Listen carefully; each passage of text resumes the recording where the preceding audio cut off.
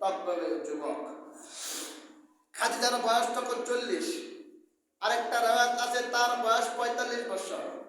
খাদিজা রাদিয়াল্লাহু তাআলা আনহা উনি ওনার অনেক টাকা পয়সার মালিক ছিল। এর আগে কয়েক জায়গায় বিবাহ হয়েছিল, স্বামী মারা গিয়েছে অথবা স্বামী তাকে ছেড়ে দিয়েছে।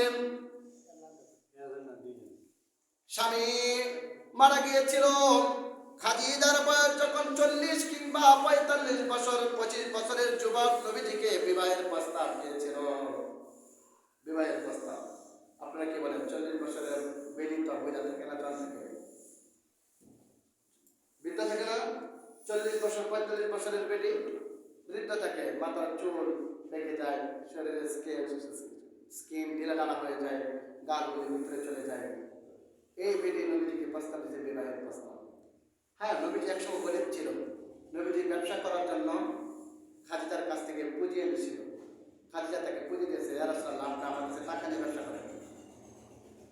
এই জন্যই খাদিজা যখন মৃত্যুবরণ করলো, জান্নাতুল বাকিতে গিয়ে নবীজি শুধু খাদিজার জন্য দোয়া করে। সতীনরা দেখেন, শুধু নতুন হিংসা না, পূর্বে তো হিংসা ছিল।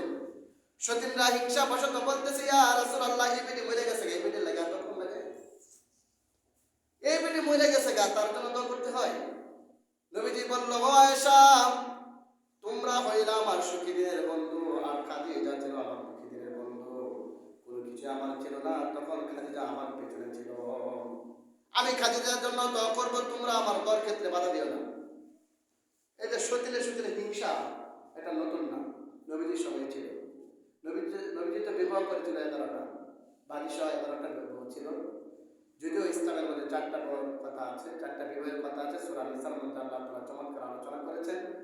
প্রথম নম্বর পৃষ্ঠার মধ্যে মাসনা সালাসা রুবা, 4টা বিবাহ করবে পুরুষরা, সামর্থ্য অনুপাত, যে সামর্থ্য না থাকে একটি বিবাহ করবে।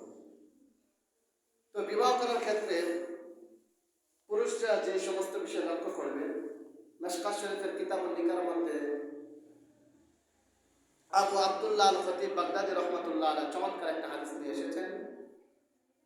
আল্লাহ রাসূল সাল্লাল্লাহু আলাইহি ওয়াসাল্লাম বলেছেন, তোমরা বিবাহ করো মেয়ের সৌন্দর্য দেখা, মেয়ের দিনদারিত্ব দেখা, মেয়ের সম্পদ আছে কিনা দেখা, মেয়ের বংশ ভালো কিনা, এটা থেকে 4টা জিনিস দেখে বিবাহ করো। তবে বংশ ভালো না চলবে, দিন সুন্দর না কালো চলবে, আবার টাকা পয়সাও নয় চলবে, যদি তার ভিতরে দিনদারিত্ব থাকে, এটাই বিবাহ করো।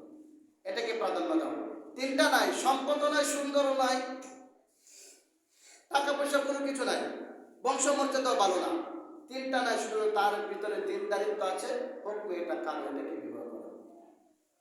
এই জন্য ইসলামের মধ্যে মুসলমানেরা যদি বর্তমানে 4টা বউ রাখার যদি ক্ষমতা রাখে, টাকা পয়সা আছে, আলাদাভাবে তাদেরকে ঘর করে দিতে পারবে, আলাদাভাবে তারা থাকবে, আলাদাভাবে তারা তাদেরকে খরচ বরণ দিয়ে দেবে, তাহলে তারা বিবাহ করবে, তাতে কোনো সমস্যা নাই।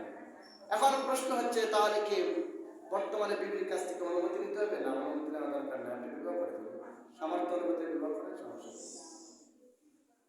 তো নবীজি সাল্লাল্লাহু আলাইহি ওয়াসাল্লামের বাদী 611টা বিবি ছিল। খাদিজা রাদিয়াল্লাহু তাআলা আনহা, এটা এই জন্যই বলতেছি, যারা ঈমান আনবে, ইল্লাল্লাযীনা আমানু, ঈমান যারা আনবে ক্ষতিগ্রস্ত হবে না তারা। নবীজির বিবি খাদিজা রাদিয়াল্লাহু তাআলা সর্বপ্রথম ঈমান এনেছিল, ইসলামের প্রথম মহিলা খাদিজা রাদিয়াল্লাহু তাআলা। কালিমা পড়ে সর্বপ্রথম মহিলাদের মধ্যে থেকে সর্বপ্রথম ইনি কালিমা পড়ে মুসলমান হয়েছিলেন। তিনি মৃত্যুর আগে নবীজিকে বলতেছে, ইয়া রাসূলুল্লাহ, ইয়া হাবিবাল্লাহ, আমি যখন মৃত্যুবরণ করব, মৃত্যুবরণ করার পর আমার কাফনের জন্য বাজার থেকে কোনো কাপড় খরিদ করে আনবেন না, আমার কাপড়ের জন্য বাজার থেকে কোনো কাপড় খরিদ করে আনবেন না, আপনার শরীরের গায়ে যে জুব্বাগুলোর মধ্যে থেকে একটা জুব্বা দিয়ে আমার কাফনের ব্যবস্থা করবেন। বর্তমানে কি অবস্থা? এমন তো হয়, মানুষে আমরা সচক্ষে দেখেছি এমন ঘটনা, কাপড়ের কাপড় বাজার থেকে মাপ দিয়ে আনে, মাথা ডাকলে পা বের হয়ে যায়, পা ডাকলে মাথা বের হয়ে যায়। কেন? দুনিয়ার মধ্যে যত ধরনের কুকর্ম করা দরকার সবগুলা করেছে। চেহারা কালো হয়ে যায়। আমাদের গ্রামের বাজারের পাশে একটা লোক ছিল, নাম বলবো না। লোকটা মৃত্যুর সময় এমন একটা অবস্থা হয়েছিল, তত্ত্বরবাতে আমি বাবাকে জিজ্ঞেস আব্বা ওই লোকটা এমন অবস্থা হলো কেন? কয়ের সময় বিএনপি ক্ষমতা ছিল, ওই লোকটা টাকা ছাড়া ব্যবহার করতো, টাকা তার